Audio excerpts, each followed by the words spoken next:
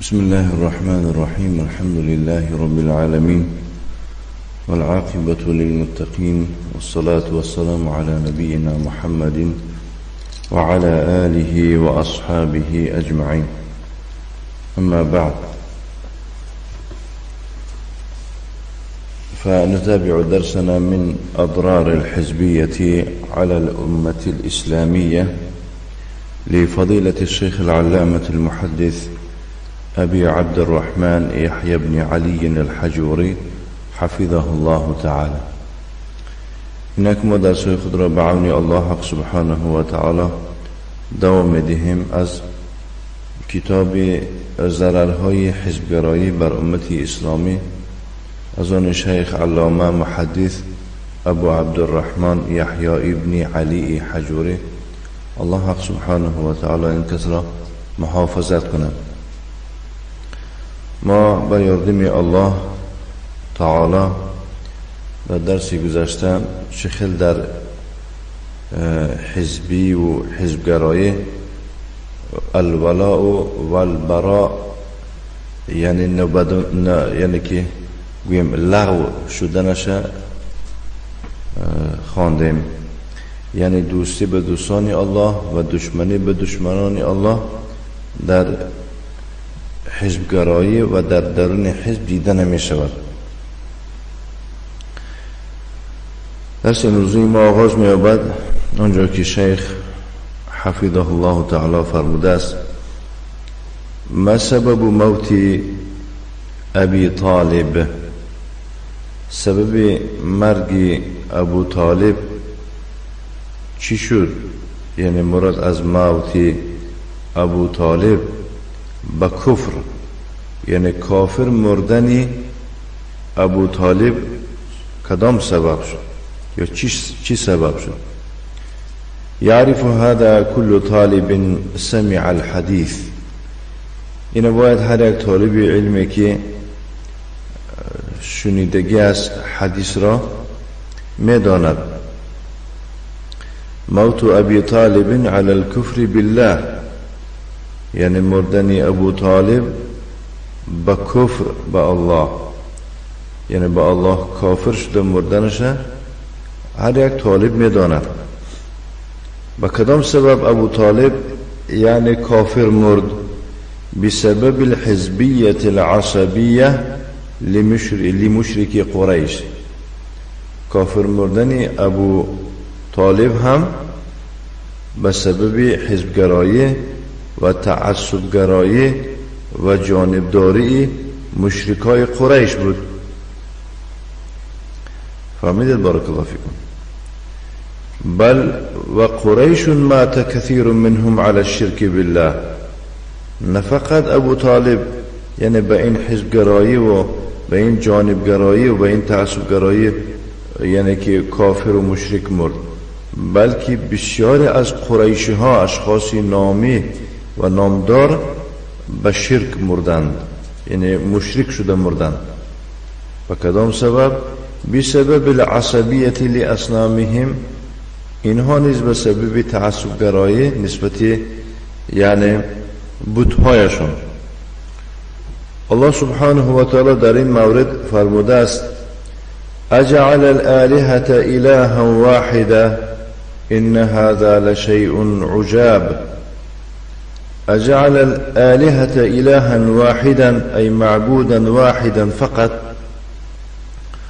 آیا این میخواهد که معبودان را همه یک معبود قرار دهد؟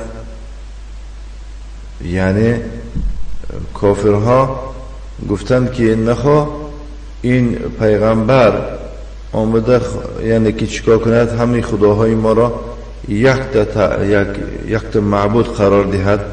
این هذا شیء عجاب، یعنی این یک کار عجیب است، چون که وها عادت کرده بودند به یعنی که به بسیار خدایی. وانطلق الملأ منهم. یک گروه یعنی که اشخاصی بزرگی وها رفتند. کجا رفتند؟ ینطلقون الى الاحجار والاوثان. منازی همون سنگ و بت‌هایشان رفتند. وانطلق الملأ منهم انطلق ای خرجوا بسهولة برمده آسان رفتن الملأ یعنی الاشراف من القوم بزرگان قوم از ویها رفته چی گفتن که انمشو بروید واصبروا على آلهتكم یعنی به معبودان خود استوار استید صابر باشید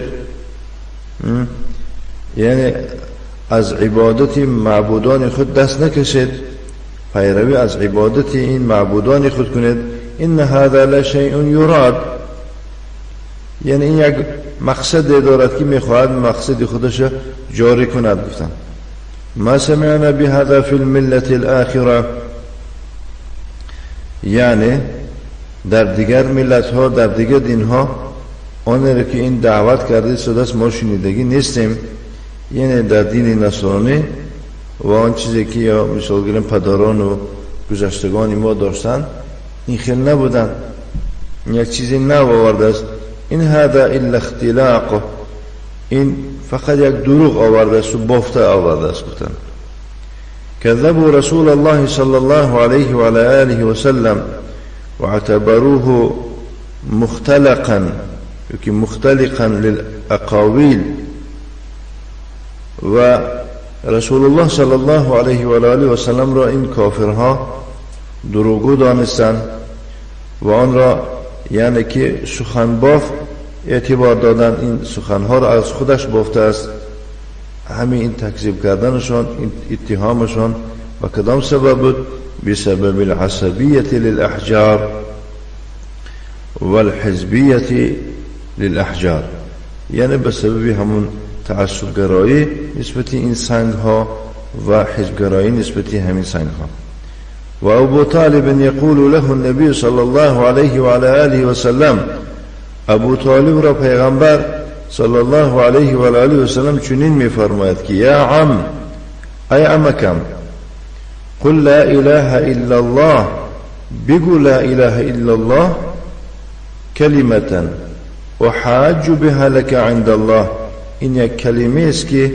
من بفایده تو با این کلمه در پیش الله یعنی که حجت می آورم جانبداری تو میکنم به این کلمه فیعب ابو جهل ابن هشام ابو جهل ابن یعنی که فیاتی ابو جهل ابن هشام و در همون حین ابو جهل ابن هشام دوستان ابو طالب هم طبقه های ابو طالب می آید و ینفخه بالحزبیت العصبیه یکی وی رو وسوسه کرده در او یعنی که حزبیت و حزبگرایی و تعصبگرایی را در او می دمد و می گوید برایش که اترغب عن ملت عبد المطلب آیا اکنون تو در آخری دم در آخری نفس یعنی از ملت عبد المطلب که مراد از ملت عبد المطلب دینی بود پرستی سنگ پرستی قبر پرستی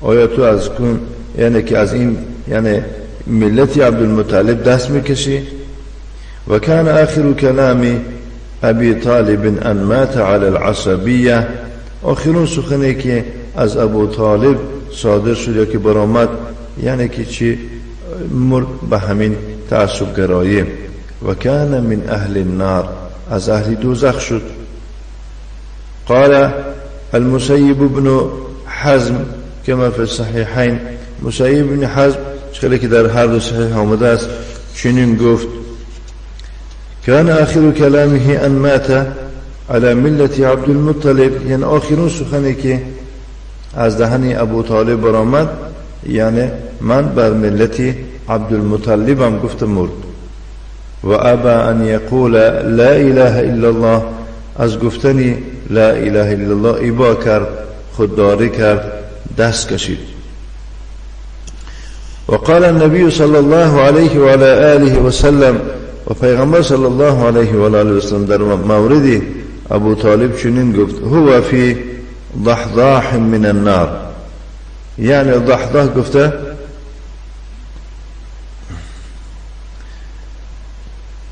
ضحضاح در اصل یعنی که یک آبی نازک میگویند که بالای زمین اندک آب هست و مثال وقتی که پاتا در داخل همون آب میگذاری با مقداری مثال بگیم بجول هایت پا یعنی که زیر آب می شود همین معنا دارد، یعنی که یک چقور هست و در درونش آب است. وقتی که در همون آب پاتا میگذاری بجول ها محکم میشن، پوشیده میشن، غرق میشن تا یعنی که پا تا بجول ها را غرق میشود. همین نمود آب ضحضح میگویند. یعنی ابو طالب هم به همین مقدار در آتشی دوزخ هست، یعنی پاهاش در درون دوزخ تا بجول هاش می باشند که از همون مغزی سر او می جوشد، مغزی سر او می جوشد. این از همه سبکترین گویم عذاب برای همه که پیغمبر صلی الله علیه و آله و سلم است. عذاب الله.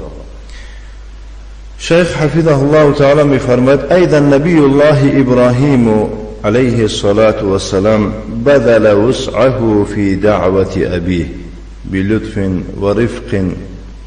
همچنین پیغمبر الله ابراهیم علیه السلام تمام قوه و دارایی و توانایی خودش چیکار کرد؟ صرف کرد در دعوت پدرش با لطف، با مهربانی، با دلسوزی. چخیلی که الله سبحانه و تعالی خبر میدهد اذ قال لأبيه يا أبت لم تعبد ما لا يسمع ولا يبصر ولا يغني عنك شيئا. باید هنگامی که ابراهیم برای پدرش گفت ای پدر جانم چرا تو عبادت میکنی آنی را که نمیشنود، یعنی نه تعریف های تو را، نه مدح ستایش تو را میشنود، نه دعا کردن تو یعنی که برای شنواسه، ولا یبصر یعنی نمی بیند این خاکساری تو را، این ترس و حراسی تو را نمی بیند، ولا یونی عنک شیئا و ابدا از تو یگان چیز حمایه کردن نمیتواند، جانبداری کردن نمیتواند تو را. یا ابتی اینی قد جاءنی من العلم ما لم یأتک. ای پدر جانم یعنی به طرف یعنی به من چنان علم آمده است که به تو آمدگی نیست، یعنی من این علم از جانب الله به تو تبلیغ کرده ایستادم. فتبعنی پیروی از من بکن. فتبعنی یعنی که اون که من تو را دعوت کردم به دعوتی من تابع شو. اهدیک صراط مستقیما من به تو راه راسته، صراط سویه راه راسته یعنی دین مستقیما فی النجات، یک دینی راست را به تو هدایت می بخشم، یکی راهنمایی میکنم که این باعث نجاتی تو می شود. یا ابتی لا تعبد الشیطان. ای پدر جانم تو شیطان پرستش نکن، عبادت نکن، اطاعتش نکن. ان الشیطان کان للرحمن عصیا. شیطان نسبت الرحمن نسبت الله عاصی است، مخالف امر الله است.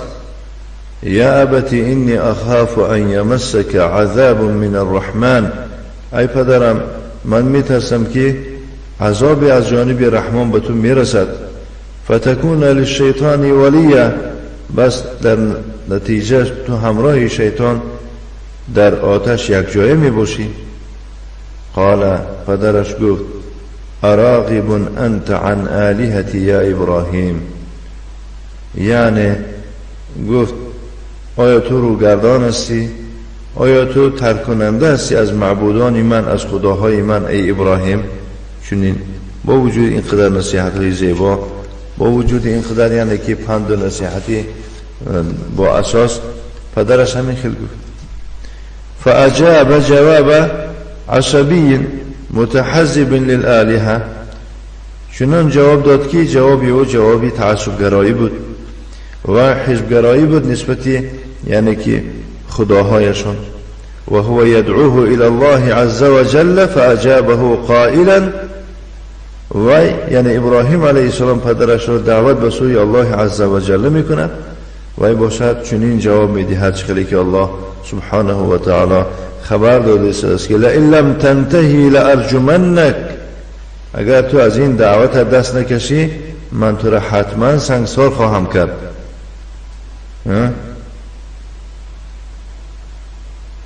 لارمینک بالحجاره، من تو را سنگسار میکنم. وهجرنی ملیا، یعنی کنار شو از من، دور شو از من. وهجرنی ملیا یعنی که یک زمانی درازه که من تو را نبینم. گفت قال سلام علیک، یعنی چی گفت؟ خیر و منظور بود به تو گفت. اینه چی؟ یعنی که یعنی على طریقه مقابله السیئه بالحسنه، در مقابل یعنی نیکی، یکی در مقابل بدی نیکی کرده ایستاده. سلام علیک، من به تو کاردار نیستم. گفت ساستغفر لك ربی، من به فایده تو از پروردگارم آموزش میپرسم. انه کان بی حفیا، البته پروردگار الله یعنی که نسبتی من حفیا یعنی مهربان است، اهمیت دهنده است. و اعتزلکم، من از شما کنار میشوم، از تو و از قوم تو دور میشوم. گفت پدرشون و ما تدعون من دون الله، از آنه که شما به جز الله دعا و عبادت میکنید دور میشوم. بتهای شما، از بتهای شما دور میشوم. و ادعو ربی، پروردگارم دعا میکنم، عبادت میکنم. عسى الا اكون بدعاء ربي شقيا، امیدوار هستم که یعنی از دعای پروردگارم، یعنی که به سبب دعای پروردگارم کردم چی نمیشم. گفت شقیا یعنی ناامید نمیشم. ونهى الله عز وجل نبيه محمدا صلى الله عليه وعلى آله وسلم عن الاستغفار للمنافقين. الله عز وجل پیغمبر خود محمد صلی الله علیه و آله و سلم را منع کرد که مبادا چیکار نکند، یعنی که برای منافق ها آمرزش نپرسد. بعد از آن الله تعالی گفت که و ما کان استغفار ابراهیم لابیه الا عن موعده وعدها ایاه، یعنی آمرزش پرسیدن ابراهیم برای پدرش فقط به خاطر یک وعده بود که با او وعده کرده بود. یعنی وعده ابراهیم و اباه قبل ان یتبین له حاله. ابراهیم که ابراهیم پدرش وعده کرده بود پیش از اینکه حال او حال انیق شدگی نبود، کافر شدنی پدرش، کافر مردن یا که بگیم کافر باقی ماندن پدرش که انیق نبود، وعده کرد که من از پروردگارم برایت آمرزش میپرسم. گفته وعده کرد. فلما تبین له، وقتی که کافر بودنی او انیق شد، انه عدو لله، که و دشمنی الله بوده است، تبرأ منه، از پدر خود بیزار شد. ای انی بریء منک، گفت که من از تو پاکم، من از تو دورم. ان ابراهیم الاواه حلیم، البته ابراهیم اواه یعنی بسیار به الله شکایت میکردگی ذات بود و بسیار دعا و زاری و تولا میکردگی شخص است. حلیم یعنی که بسیار در آزار و اذیت ها صبر میکردگی شخص است. او بقته العصبیه للاوثان، یعنی پدر ابراهیم را انا همین تعصبگرایی نسبتی بتها به هلاکت آورد. بعد ان استبصر الحق، بعد از اینکه یعنی حق را دید. و کثیر من بنی اسرائیل لجأوا فی الباطل واستمروا فیه عنادا و عصبیه، بسیار بنی اسرائیل هم چیکار کردن؟ یعنی در باطل التجا کردن و در باطل یعنی که چیکار کردن؟ مستمر بودن از روی سرپیچی و از روی یعنی تعصبگرایی و حزبیت لما هم علیه، و نسبتی همون چیزی که همون عقیده که داشتن حزبگرایی کردن. بنابراین بارک الله فیکم شیخ می فرماید که الحزبیت سنت من سنن الجاهلیه، حزبگرایی این راه و روش دوران جاهلیت است. الله سبحانه و تعالی می فرماید و كذلك ما ارسلنا من قبلك من قرية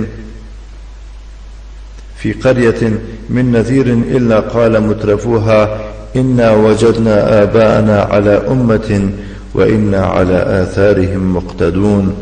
یعنی در هر دهه پیش از تو وقتی بیم کناننده فرستانیدیم، قال مترفوها یعنی همون اشخاصی که در درون این دهه، در درون این یعنی که شهر رئیس ها، اون کسانی که در نوش و نعمت، در عیش فراوان زندگی میکردن، میگفتند که انا وجدنا آباءنا علی امه، یعنی ما پدران و گذشتگان خود را در همین دین دریاب کردیم و انا علی آثارهم مقتدون، ما با پی و ایزی ایشان اقتدا خواهیم کرد، یعنی پیروی از همین عرف و عادت و دین اجدادی خود خواهیم شد.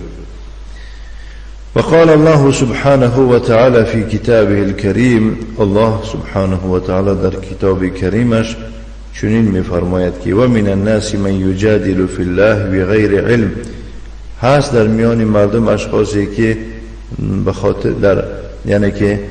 خاطر الله یا که بگیم در حق در شأن الله مجادله میکند به علم، فهمیدید، به یگون علم بلکه به یگون جهالت، ولا هدن، هدایت ندارد در وقت بحث کردن، بغیر بیان ما معه یقول بلا برهان، بی حجت گام میزند، ولا کتاب منیر، بیگون حجتی هویدا روشن، و اذا قیل لهم اتبعوا ما انزل الله، و چون برایشان گفته شود که شما پیرو از نازل کرده الله بشوید، یعنی اطاعت کنید کتاب الله را، فرمان الله را، قالوا بل نتبع ما وجدنا علیه آباءنا، گفتن نه، ما در کدام چیزی که پدرها و اجداد خود را دریاب کردیم پیروی از همان خواهیم کرد. اولو کان الشیطان یدعوهم الى عذاب السعیر، هرچند که شیطان ایشان را به عذابی، یعنی که درد آور، به عذابی یعنی که دوزخ دعوت کنند، هم اینها باشند پیروی از اجدادی خود میکنند. میگویند یقلدونهم ولو على هذا الحال، گرچنده که ایشان در نمی حالم باشند، ایشان تقلیدی پدرانی خیش میکردند. الله سبحانه و تعالی گفت و اذا قیل لهم، و چون برایشان گفته شود اتبعوا ما انزل الله، یعنی پیرو از نازل کرده الله بشوید، پیروی کنید، قالوا بل نتبع ما الفینا علیه آباءنا ای وجدنا، گفتن نه، ما پیروی از همان میکنیم که در همان پدران خود را دریاب کردیم. اولو کان آباءهم لا یعقلون، هرچند که پدرای ویها هیچ چیز نفهمند، سیاه را از سفید فرق کردن نتوانند، حق را از باطل فرق کردن نتوانند، هم یعنی که پیرو از پدران خیش میشدن، ولا یهتدون، راهیاب هم نبودن. فمهما كان وهم ما زالوا مستمرين في العصبية الحزبية لقومهم، یعنی پدرانشون در کدام باطلی که نباشن اینها باشن به خاطر عصبیت، حزبگرایی نسبت قومشان که در همون عقیده و هم مستمر بودن. مما ادى بهم الى ایباء الحق، که ایشان را آورده رسانید به روگردانیدن از حق، و البعد عنها، از حق دور شدن.